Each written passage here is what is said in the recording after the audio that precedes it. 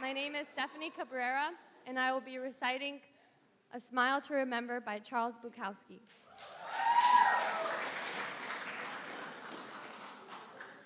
We had goldfish, and they circled around and around in the bowl on the table near the heavy drapes covering the picture window, and my mother, always smiling, wanting us all to be happy, told me, "Be happy, Henry."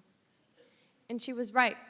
It's better to be happy if you can, but my father still continued to beat her and me several times a week, while raging inside his 6'2" frame because he couldn't understand what was attacking him from within.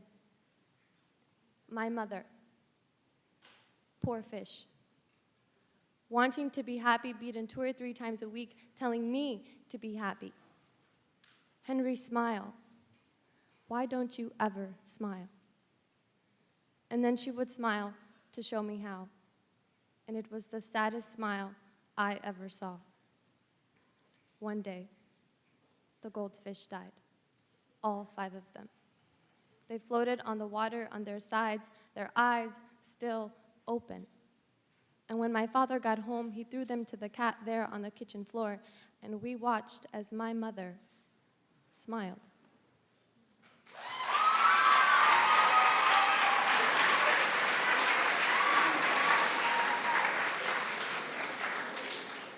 And this is my response, titled Picture Day. I only smile during picture day. When I wouldn't smile, my mother would tease me. "Stephanie, smile. Why don't you ever smile?" That morning, my teeth tortured from 3 tubes of toothpaste, 2 cups of mouthwash, and a sprinkle of spots oozing blood from my gums, ingredients to a smile that no dentist could replicate. My smile, a facade. A house dusted only when guests arrive, while the hallway closet is stuffed with loose laundry, dirty shoes, stained napkins, and any waste willing to cooperate with its own kind. A polluted portion of my life worth hiding. Picture day is the only day when happiness and I ease into our confrontation. But my mother does not know that while standing in line for the picture, I stumbled into my silence, leaned up against its shoulder to mold and nick my smile. When it was my turn, I asked the cameraman, "Can you make me look happier?" My mother does not know that before I was called down, I was seated next to someone resting their voice on the desk of a friend, while I rested my voice in the margins of a book, bickering with David Sedaris. My mother does not know that for the last 4 years, my happiness has been idle, a beating heart cadaver with a broken sternum. She does not know that in 9th grade, I was given the cold shoulder during the warm months of September, that in 10th grade, I drew Marilyn Manson on my khaki pants and laughed at my own jokes because no one else would. That in the beginning of 11th grade, during lunch, I would take my food to the bathroom and eat by myself. That in 12th grade, the boxman became my own. My smile. Stolen dentures.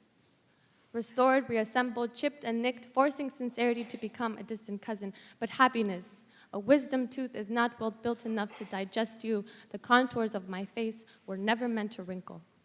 This happiness is not Pavlovian. And if I cannot find you in the face paint of a clown, in the lining of a bathroom mirror, I know that I will find you in the margins of a book. Fingers laced with paper cuts and stray highlighter marks, I know that I will find you on picture day. Even if it is for 1 second, when the cameraman collects the excise tax for my pixelated smile, when my head is turned exactly 45 degrees to my left, and when the bulb peppers pigmented light onto my pupil, I will remember a time when happiness was a lunchbox. And when my pictures arrive, I will toss my ID onto the lap of scissors. This veneered surface will retire its post as guard to the hallway closet. Happiness. I am separating from an entity I have yet to encounter. I forfeit my smile, except on picture day, in hopes that me smile pretty one day.